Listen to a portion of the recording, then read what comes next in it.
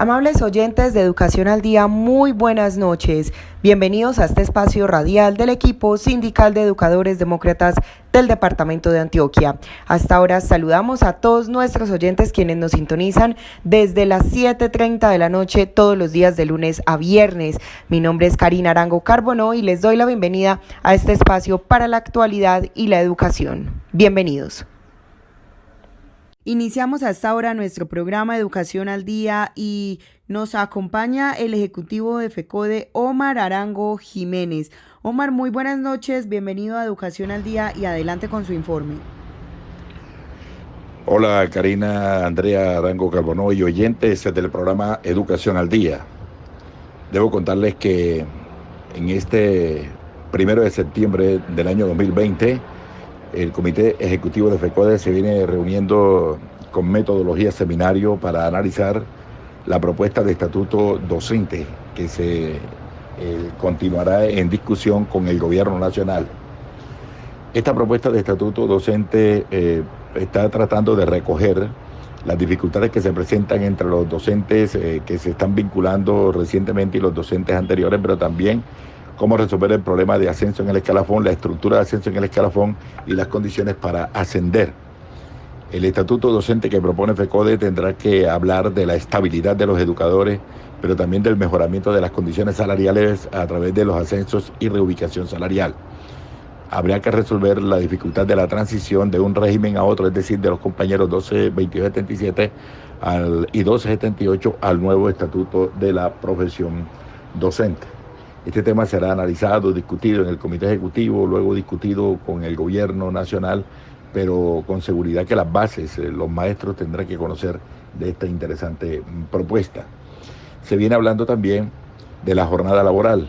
El día 31 de julio hubo una importante, 31 de agosto, hubo una importante reunión con el Ministerio de Educación Nacional para concertar una directiva ministerial que resuelva el problema de la jornada laboral. Allí los temas centrales tienen que ver con la permanencia de las 6 horas en la institución educativa y que dentro de esas 6 horas vaya el descanso pedagógico. De igual manera se habla de la jornada para los docentes orientadores escolares, que no sea más de 6 horas y que dentro de esas 6 horas, si se van a asignar algunas horas extras, tareas fundamentales, porque se ubiquen dentro de las 6 horas, fuera de las 6 horas, ya le podrán asignar horas extras y que se las tienen que reconocer a los educadores, al igual que el trabajo que hagan los docentes, la permanencia superior a 6 horas, sea considerado como horas extras también. La directiva ministerial tiene que recoger lo establecido en el decreto 1850 y en las directivas anteriores. En el decreto 1850 se habla claramente de que la jornada laboral es de 8 horas, 6 horas de permanencia y 2 horas complementarias que pueden ser dentro o fuera. Desde el Comité Ejecutivo de FECODE vamos a impulsar la propuesta para que esas 2 horas complementarias sean trabajadas, puedan cumplirse de manera no presencial. Está en debate, no hay nada todavía definido, estamos esperando que el Ministerio de Educación Nacional nos devuelva ya el proyecto de Junta de Directiva Ministerial concertado con FECODE. Estamos atentos al tema de la salud. Se viene discutiendo una propuesta del defensor del usuario que vaya desde los centros educativos rurales, de todas las sedes de las instituciones educativas hasta las instancias superiores, instancias centrales en el Fondo Nacional de Prestaciones Sociales para resolver de una vez por todas los grandes problemas que tenemos en materia de salud. Estamos muy preocupados con la agenda legislativa que tiene el gobierno, tiene algunos proyectos que tocan con la estabilidad de los maestros, con la ley 115, la autonomía escolar, pero hay un proyecto de ley que toca a los preescolares. Acabaría ese proyecto con lo acordado entre FECODE y gobierno en el año anterior. Ese proyecto estamos pidiendo que se archive por cuanto es inconstitucional y va en contra de lo pactado ya entre gobierno y FECODE, porque va a reducir a un solo grado nuevamente el preescolar cuando estamos luchando para que los niños puedan tener acceso a formación en 3 grados de preescolar. El otro tema, que es el reciente, tiene que ver con la publicación del decreto 1174 de 2020, que se refiere al piso mínimo de protección. Ese decreto 1174 es una medida adoptada por el Plan Nacional de Desarrollo 2018-2022 del presidente Duque, mediante el artículo 193 de la ley en 1955 del año pasado, la cual determinó los casos en que se pueden conceder beneficios económicos periódicos BEPS inferiores al salario mínimo legal vigente a personas que no cumplan con las condiciones requeridas para tener derecho a una pensión. Es decir, como lo hemos dicho siempre, allí viene camuflada una reforma pensional. Se aplica a todas las personas que no tengan vinculación laboral o no hayan suscrito un contrato de prestación de servicios, como en el caso de los productores del sector agropecuario, por dar un ejemplo. Este sector de los trabajadores, recordamos, estarán afiliados al régimen subsidiado del Sistema General de Seguridad Social en Salud. En ningún caso este régimen reconocerá prestaciones económicas, y quienes se encuentren en el régimen contributivo o un régimen especial en calidad de beneficiarios y cuyos ingresos mensuales sean inferiores a un salario mínimo, deben abrir una cuenta de ahorro individual para los beneficios económicos periódicos llamados BEPS, para así entonces sí quedar afiliado al régimen subsidiado del Sistema General de Seguridad Social en Salud. El denominado trabajo parcial es un trabajo por horas inferior a la jornada laboral, y ahí está la jornada laboral, lo cual ha rechazado, ha refutado el señor ministro del Trabajo. Allí hay una reforma laboral. La vinculación a los BEPS es obligatoria para quienes tengan uno o varios vínculos laborales por horas y será efectuado a partir del 1 de febrero del año entrante. La cuantía estará a cargo del empleador o contratante y será equivalente al 15% del ingreso mensual del afiliado. En conclusión, el acceso de los beneficios económicos especiales, mal denominado piso de protección social, legaliza el trabajo por horas, ata a los trabajadores de pocos ingresos a la máxima precariedad, a la inseguridad en sus escasos ingresos, al no poder aspirar a una pensión de vejez, de invalidez y de sobreviviente, tampoco a la protección de riesgos laborales. Con este sistema se va a abaratar aún más la mano de obra y los trabajadores quedarán sin ninguna protección laboral. Acabará con los contratos a término fijo y por órdenes de prestación de servicio. En estas míseras condiciones, los trabajadores solo tendrán derecho a los 57 años las mujeres y a los 62 los hombres, a una irrisoria suma de mesada, muy poco por debajo, o muy por debajo mejor, del salario mínimo cada 2 meses, tal como quedó establecido en la ley del Plan Nacional de Desarrollo. Por eso, en buena hora, las centrales obreras vamos a pedir al gobierno nacional que derogue este decreto 1174, por cuanto tiene implícito allí una reforma pensional, una reforma laboral. Es un decreto como los tantos que ha expedido el presidente Duque en medio de la pandemia para arrasar con los derechos de los trabajadores y del pueblo colombiano. Muchas gracias y que la pasen muy bien. Unimos esfuerzos para que los servicios públicos te sigan brindando bienestar. Por eso, con la finalización en junio del descuento de 10% por pago oportuno para los hogares de estratos 1 y 2, cerca de 460,000 clientes fueron beneficiados con esta medida. Además, para entregar bienestar y calidad de vida, hemos reconectado los servicios públicos de cerca de 48,000 usuarios. Esta medida estuvo vigente hasta el 15 de julio para energía y gas e irá hasta el 31 de agosto en acueducto y alcantarillado. Para conocer más sobre la vigencia de estas medidas, ingresa a www.epm.com.co. EPM, Vigilado Superservicios. Por un trabajo libre de contagio. Por un trabajo libre de contagio.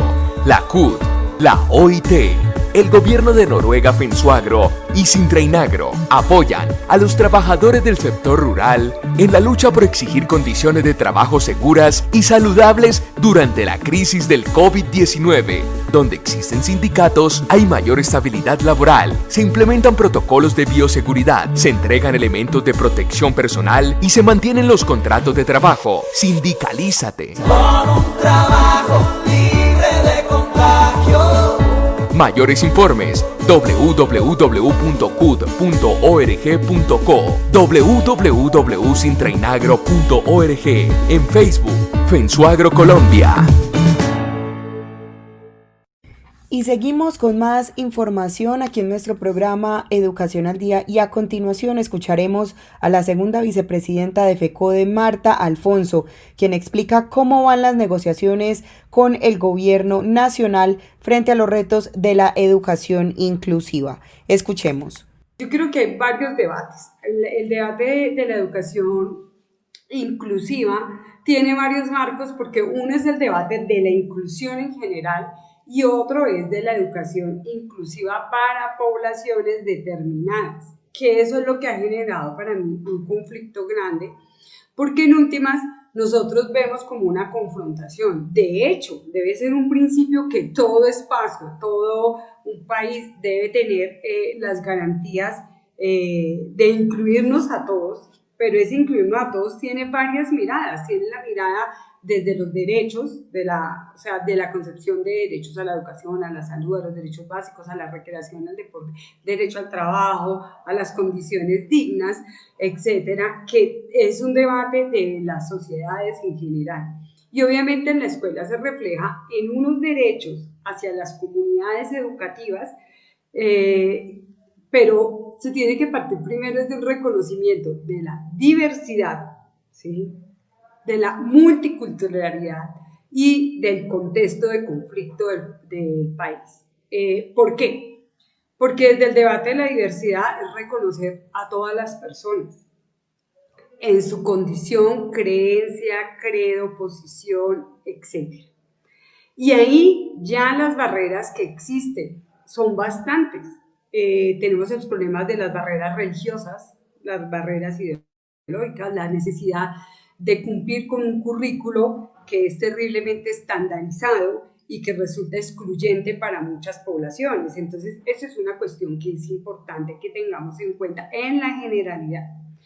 La otra cuestión que tiene que partir desde lo multicultural. Colombia es un país que además tiene otras cosmovisiones, otras culturas, no solamente la cultura, digamos, dominante, y no hablo solo de las clases dominantes, sino mayoritaria poblacional, sino que hay diferentes poblaciones con diferentes arraigos culturales. Esa es otra cuestión, que están las comunidades indígenas, que además son diversas y amplias, no son una sola.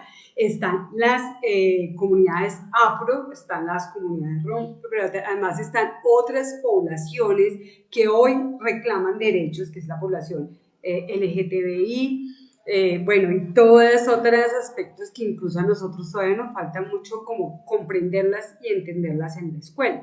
Y obviamente está el debate de las mujeres, que es una discusión frente al currículo como tal y frente a las medidas de protección en relación a todo lo que se ha llamado las violencias de género, ¿cierto? Entonces, cuando nosotros cogemos es macro, es mucho el debate que una escuela pueda ser inclusiva, incluyente, que es parte del planteamiento de FECODE de Escuela Territorio de Paz. Entonces, eso es como una generalidad, pero ya cuando vamos a aterrizar y hablar de las poblaciones que tienen unas necesidades educativas determinadas, ahí viene una discusión, porque a veces la necesidad educativa es creada en relación al estándar nacional, al estándar internacional de lo que los sujetos deben ver, vivir y ser en una comunidad. Entonces aquí viene un debate más epistemológico, más nociológico, más filosófico y antropológico de ese ser. O sea, porque en últimas tenemos que uniformarnos y entonces discapacidades, diferencias, necesidades educativas especiales es en referencia a la normalidad, cuando lo primero que deberíamos de trabajar en la escuela es que todos los sujetos somos diferentes y tenemos que reconocernos el uno al otro, el debate de la otredad que han puesto aquí todos los teóricos de la subjetividad. Yo quería empezar por esto porque es que en Colombia, el tercer aspecto que hay que tener en cuenta es el debate del conflicto armado. O sea, el conflicto armado ha generado unas condiciones en las poblaciones en lo social, en lo político, en lo económico, que necesitan de atención especializada. O sea, ¿dónde está el componente psicosocial para las víctimas, para los niños desplazados, para los niños que fueron reclutados? ¿Dónde están los programas preventivos para que no se recluten niños? Son programas sociales, económicos, políticos, que tienen que ver con garantizar derechos y que son la base para que se dé una serie de procesos aquí ilegales o de represión o de negación de derechos que hace que el conflicto en Colombia, el conflicto social, sea muy amplio y el conflicto armado pues rápidamente vuelva a ser un caldo de cultivos. Entonces, hablar de esto significa tomar, porque ahora decía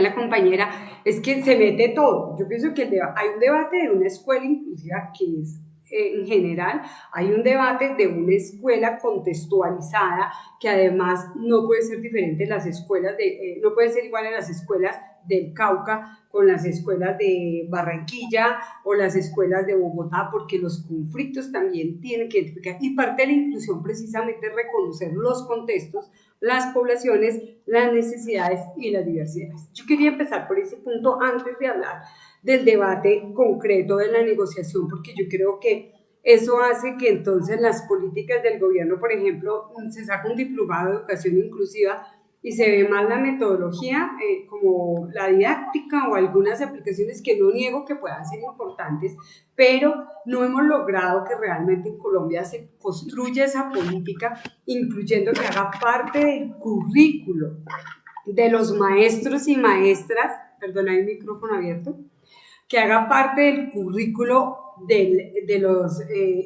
cuando hacemos nuestra normal o la licenciatura, la maestría o la especialización, que ese componente esté ahí, que sea base de formación, el reconocimiento de esa escuela y de esas poblaciones. Porque cuando llegamos nosotros al aula a dar nuestras primeras clases, incluso en las prácticas, hacemos un diagnóstico sobre unos estándares, pero a veces en esos diagnósticos no encontramos los ejes ni podemos leer esas diferentes personitas que están ahí diciéndole yo quiero esto, entiendo esto y necesito esto. Y ahí empieza la primera dificultad, donde nosotros buscamos es clasificar quiénes están en un nivel, quién es el otro y quién es el otro.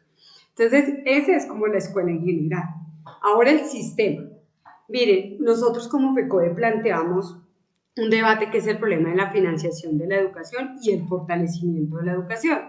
Dentro de los puntos del fortalecimiento de la educación está el debate de lo que se ha llamado el fortalecimiento de una educación para solucionar las necesidades educativas especiales.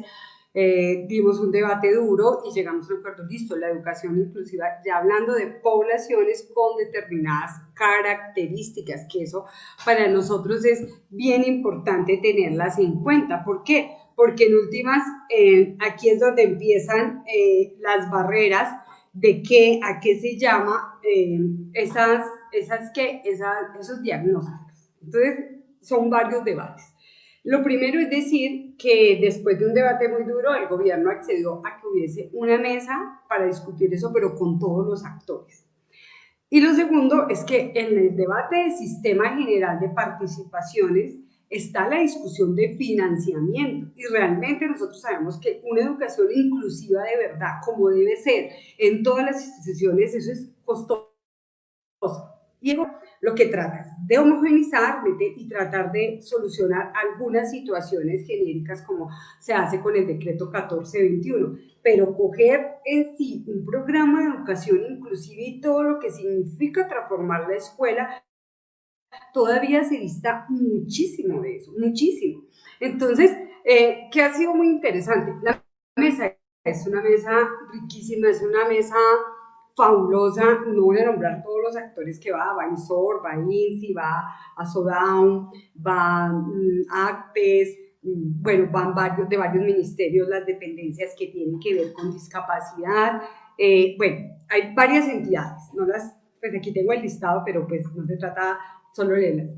Inicialmente nosotros sentimos que había un reclamo de todos ellos al magisterio colombiano diciéndole, ustedes no nos incluyen, ustedes no nos quieren, ustedes rechazan, nos rechazan, o sea, no. Entonces empezamos en un diálogo muy bonito, donde ellos saludaban que FECODE se hubiera metido en este punto, y no solo en eso, sino en pelear los recursos, y ha sido una mesa muy bonita, un intercambio, un aprendizaje de verdad increíble de los que vamos a la mesa, y somos varios compañeros del comité ejecutivo, porque era entender esas necesidades, pero también entendernos ellos. Yo les decía, es que, mire, ¿qué es lo que nos pasa a nosotros? Yo estoy en un primero, en un tercero, y tengo 35, bueno, el número de niños que les toca, 30, dependiendo de la institución. Cuando llega el niño que con X o Y discapacidad, uno ahí mismo dice, uy, ¿a quién le toca?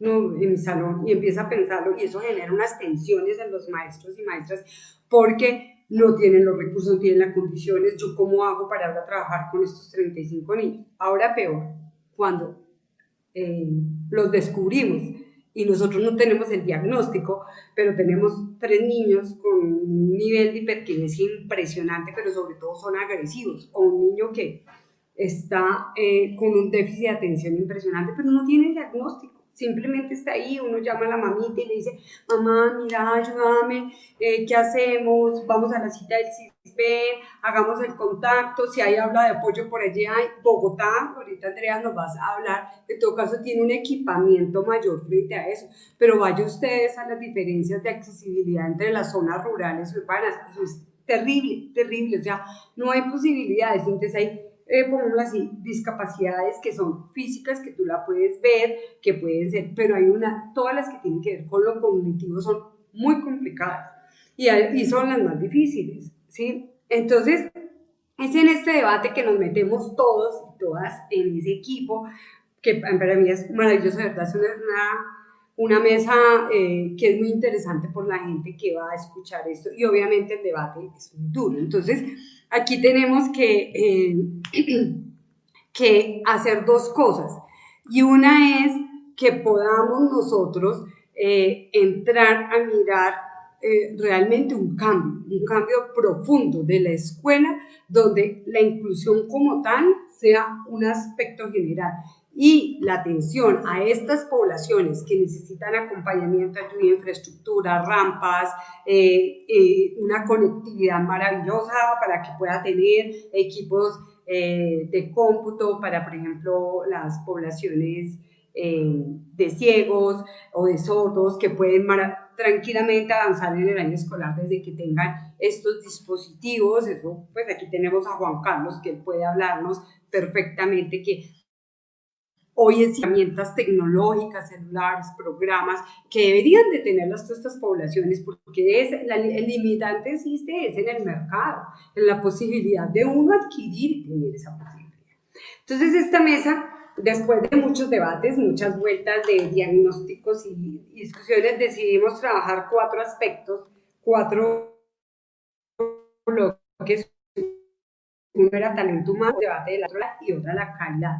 Y se pusieron unas preguntas como orientadoras que se construyeron ahí en esta discusión. Ya hay un primer documento borrador que coge el bloque 1 y parte del bloque 2, o sea, lo que tiene que ver con talento humano y lo del acceso. Hay discusión hasta de términos, pero yo voy a centrarme para que entiendan dónde está el debate que se ha puesto y que se ha avanzado.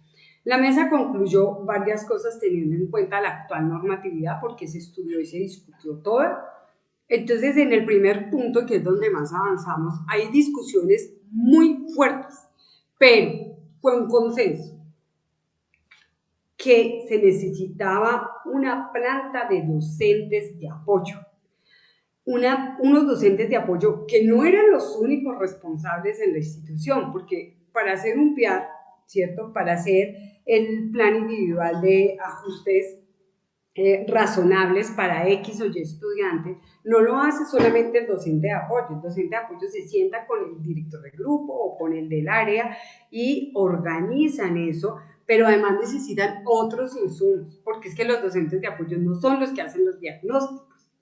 Y ahí está el segundo punto, que es el debate de diagnósticos.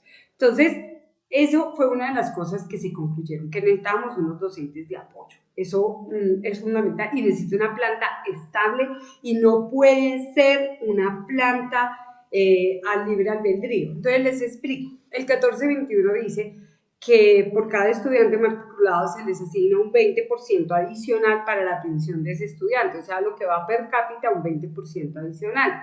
Entonces, cada entidad territorial hace un plan frente a esto. Yo tengo aquí la presentación del Ministerio de Educación, donde plantea, donde se hace el número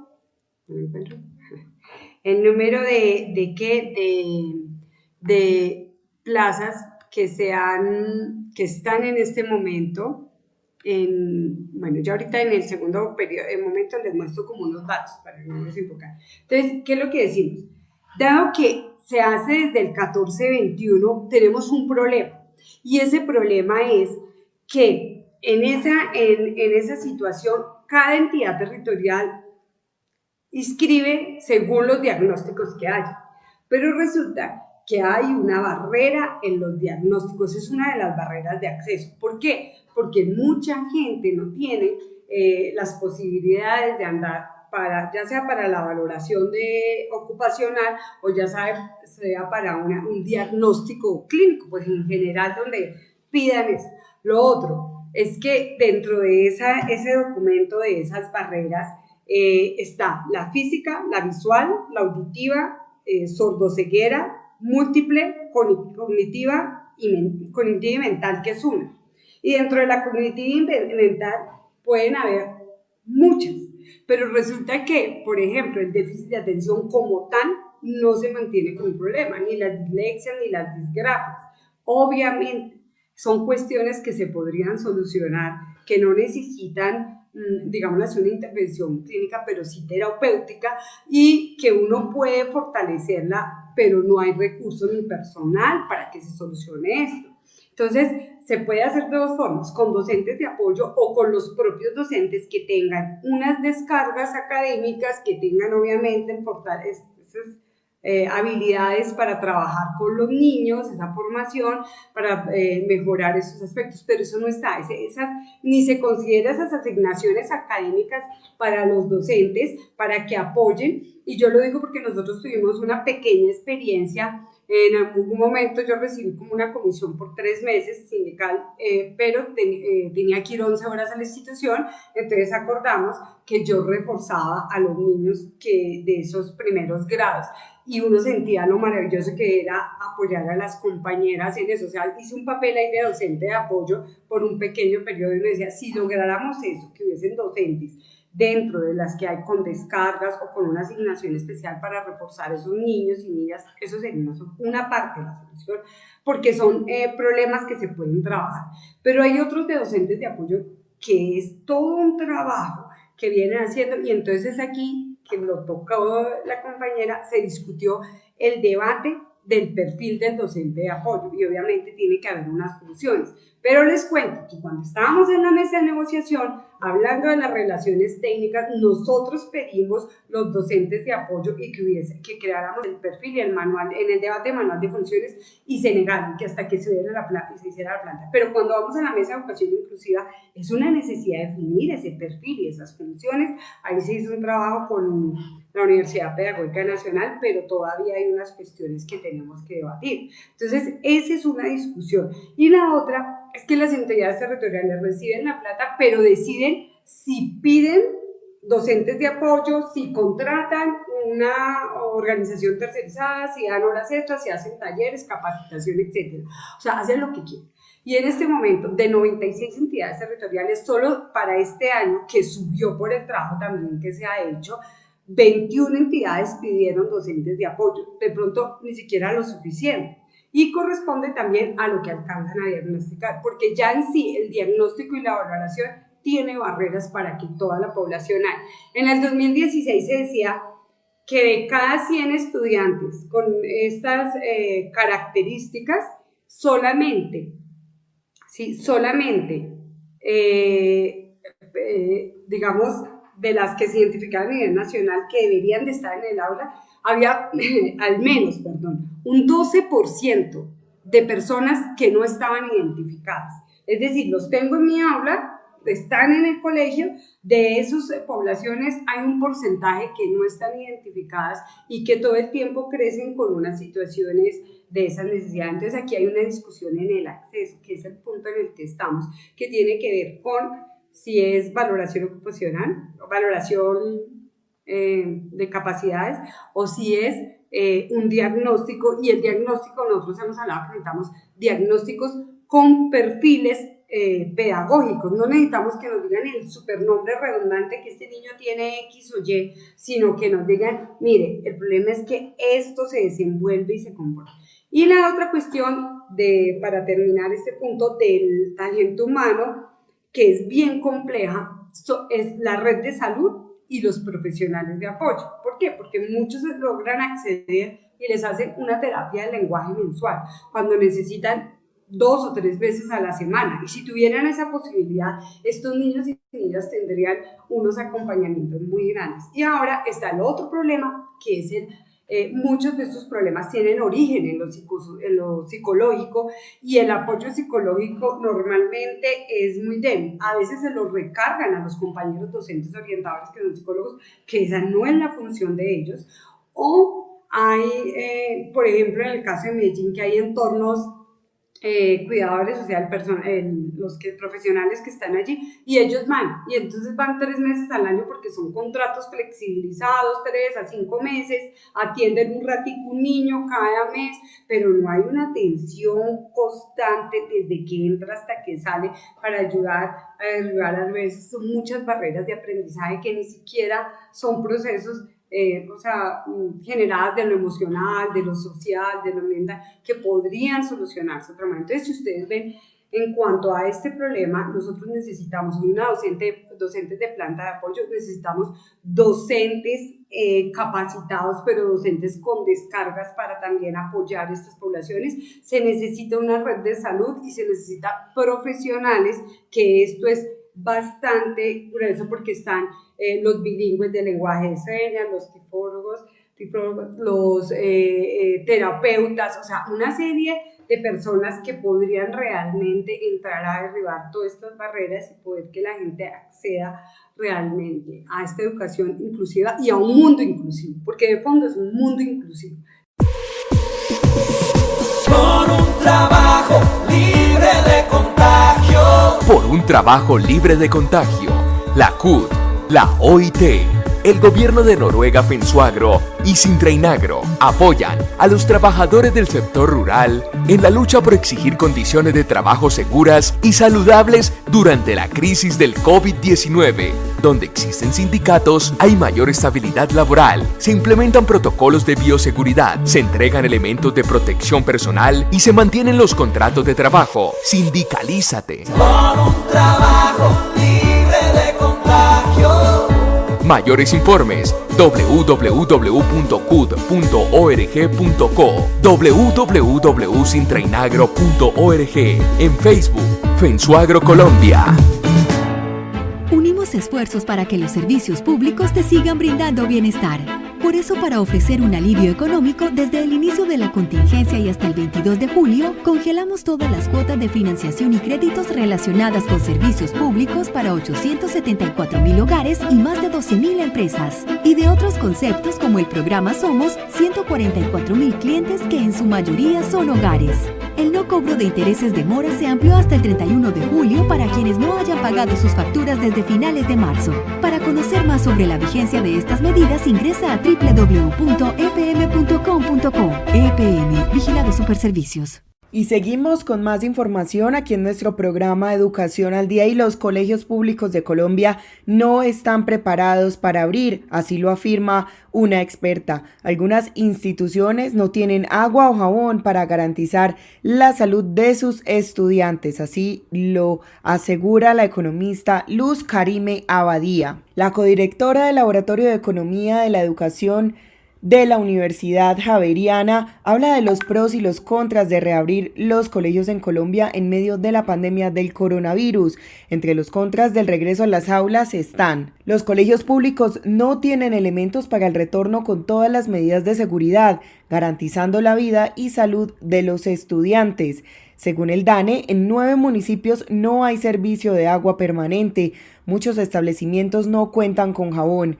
El 20% de los docentes de colegios oficiales son mayores de 60 años.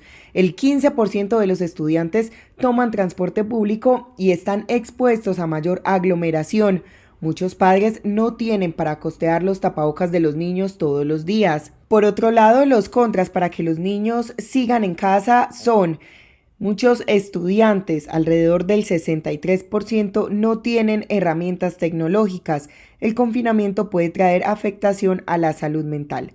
Abadía a su vez explicó que aunque los menores de 10 años se contagian de coronavirus a una menor tasa, son un foco de transmisión del coronavirus. Los mayores de 10 años tienen tasa de contagio y transmisión igual que los adultos, así lo agregó. La experta a su vez aseguró que los países que abrieron los colegios lo hicieron después del primer pico y en Colombia aún hay municipios donde los contagios son crecientes. Pese a esto, hubo rebrotes de la pandemia, como en Israel, donde el ministro de Salud permitió que no se usara tapabocas por 3 días por una ola de calor, lo que acarreó consecuencias de salud graves. Por último, recalcó que las condiciones sociales de cada país y sus sistemas educativos son diferentes, por eso usar los resultados para tomar una decisión en Colombia no funcionaría. Escuchemos. Lo primero es que en los países que abrieron lo hicieron después al menos del primer pico, algunos países de Europa, y en Colombia pues hay muchos municipios donde todavía las tasas de contagio son crecientes. Lo segundo es que hay evidencia que si bien no es muy concluyente en lo que al parecer se ponen de acuerdo los estudios en otros países, es que niños menores de 10 años se contagian a una menor tasa, pero sí son foco de transmisión, sí pueden contagiar a otros, y aquellos mayores de 10 años tienen tasas de contagio y de transmisión igual a la de los adultos, entonces es un aspecto a tener en cuenta si se hace la reapertura. Otro aspecto principal que no favorece es que la mayoría de los colegios en Colombia, colegios públicos oficiales, no tienen, por ejemplo, los elementos que se requieren y que son obligatorios para tener un retorno pues con todas las medidas de seguridad, garantizando la vida y la salud de nuestros estudiantes. Por ejemplo, el DANE reporta que en 9 municipios no hay servicio de agua permanente, principalmente el suroriente del país, pero también vimos hace poco casos en Antioquia donde se reportaba que no había agua. Muchos de estos establecimientos no cuentan con jabón, por ejemplo, entonces se requiere de dotar a los establecimientos de una serie de elementos que son pues indispensables para este retorno. 20% de los docentes de colegios oficiales son mayores de 60 años, entonces ellos no deberían, tienen mayor riesgo si van a los colegios, y el 15% de los estudiantes de colegios oficiales dice tomar transporte público, entonces podrían estar expuestos a una mayor aglomeración.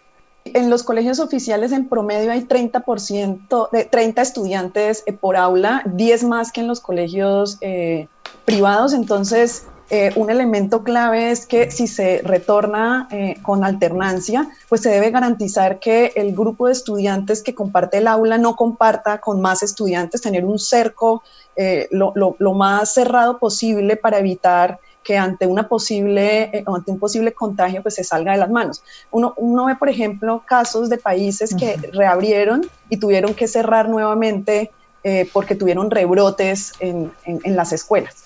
Son innegables los beneficios de que se reabran los colegios, teniendo en cuenta que muchos estudiantes, 63% no tienen las herramientas tecnológicas, entonces prácticamente vieron interrumpidas sus actividades académicas debido pues al cierre de las escuelas. Entonces retomar las actividades académicas pues es favorable para el aprendizaje. Prácticamente ha sido un año para los estudiantes de colegios oficiales perdidos en términos académicos, recuperarlo va a ser difícil. Por otra parte, puede tener beneficios importantes en términos de la salud mental. El confinamiento, el encierro y la situación que viven los hogares y los estudiantes en algunos hogares del país son complicadas y en muchos de estos casos los colegios son entornos más favorables que las viviendas. Y lo otro es que puede, en términos económicos, puede favorecer la reactivación, especialmente y favorece la posibilidad de las mujeres que por cultura son las cuidadoras. Luego, si ellas deben ir a trabajar en la reactivación, ya deben salir y los niños no, pues va a ser bien difícil poder coordinar la reapertura. Y de esta manera hemos llegado al final de nuestro programa Educación al Día. Les recuerdo que este es el espacio radial del equipo sindical de educadores demócratas del departamento de Antioquia. Recuerden que les habló Karina Arango Carbono. Que tengan todos una feliz noche.